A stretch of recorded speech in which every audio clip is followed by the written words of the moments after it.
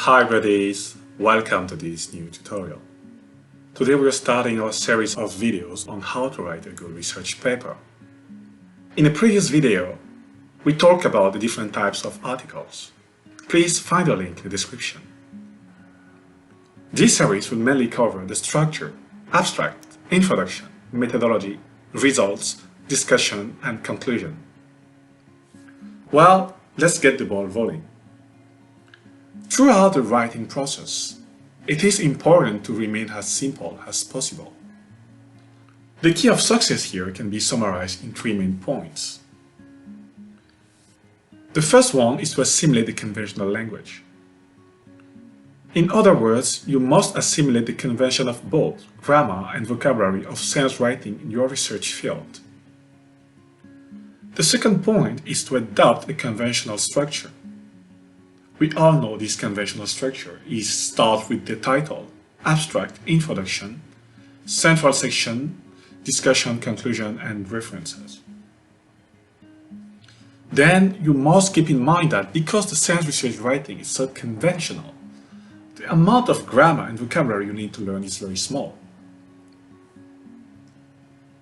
That said, let's take a look at the conventional structure.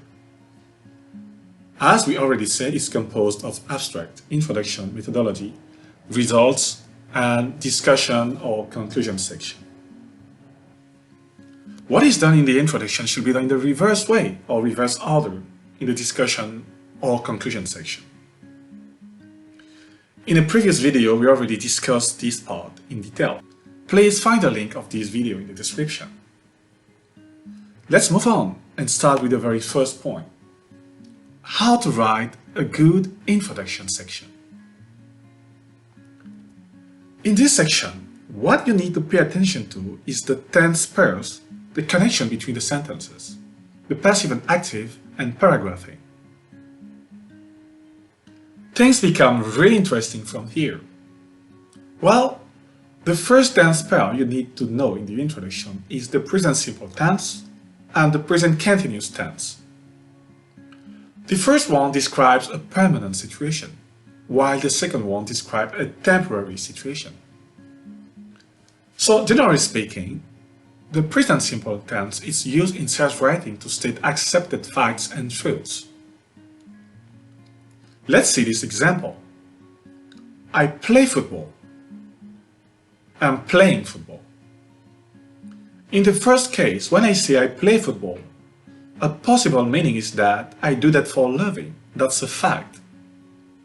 On the other hand, when I say I'm playing football, this sounds more like an action that I intend to do or am doing on a short period of time. Sometimes in the results section, you will see people expressing their results either using the past simple tense or the present simple tense. As in this example, in A, we found that the pressure increased as the temperature rose, which indicated that the temperature played a significant role in the process. In B, we have this sentence. We found that the pressure increases as the temperature rises, which indicates that the temperature plays a significant role in the process. In A, by using the past simple tense, the authors try to link their findings to their own research. While in B, the use of the present simple tense stipulates that the authors are confident enough about their results. That means they believe their findings are strong enough to be considered as fact. So in between these two sentences, the second one is stronger. Another tense couple needed in the introduction is the present perfect tense and the past simple tense. Why do we need it? Simply because the idea of relevance is crucial when writing an introduction. Generally speaking, the present perfect tense describes a relevant situation or event, while on the other hand, the past simple tense describes a situation or event of less importance. Let's make it clear with this example.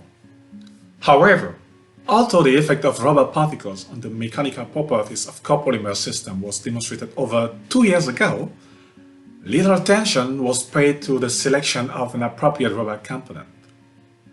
In the second case we have, however, Although the effect of verbal particles on the mechanical properties of copolymer system was demonstrated over 2 years ago, little attention has been paid to the selection of an appropriate rubber component.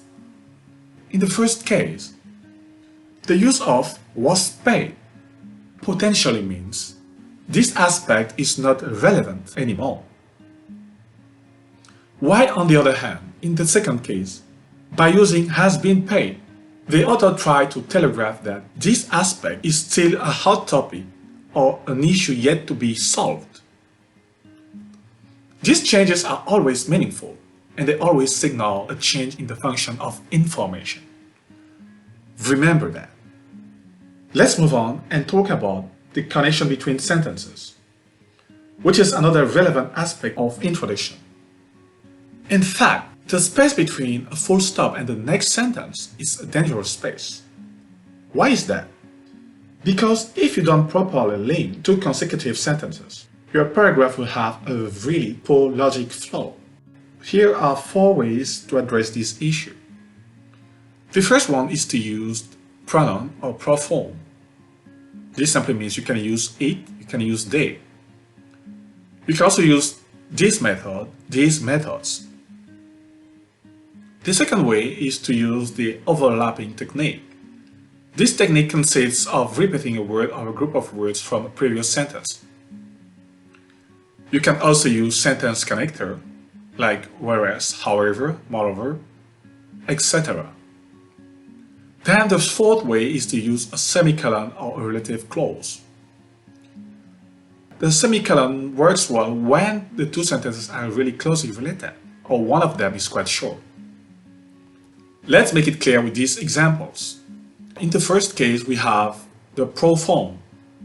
In the second case, we have the overlapping technique. In the third case, we have the use of a relative clause, the use of which. Well, the next point to pay attention to in the introduction is the paragraphing. Why? Because paragraphs are important visual aid to reading and writing. And how to make good paragraphs. You should start with the topic sentence, which gives the main idea of the paragraph. What you should know is that you can get a good idea on an article by reading the first sentence of each paragraph. Here is an example of a good introduction, which was extracted from this article: lateral displacement of ground caused by soil cement column installation. Your introduction must integrate the following 4 components. In the first component, you must establish the importance of your field. This is what this author did here. Then you must provide the background facts or information. This was done here in blue. Present the problem area and current research focus. In the second component, you must talk about previous and/or current research and contributions. This is what the author did here in green. And then, this is very important, you must locate the gap in the research. It's also important to describe the problem you will address. And at the end of the day, you should describe your paper. This usually starts with, in this paper, we are going to do this, we are going to do that. In summary, here is what you should do and should not do in the introduction. You should give a reader an idea of what you will talk about and how.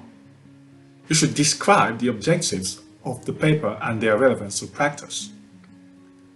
You must highlight how the new information can improve the practice, and you should outline the sequence of the paper. Do not use passive voice. This is not a good practice.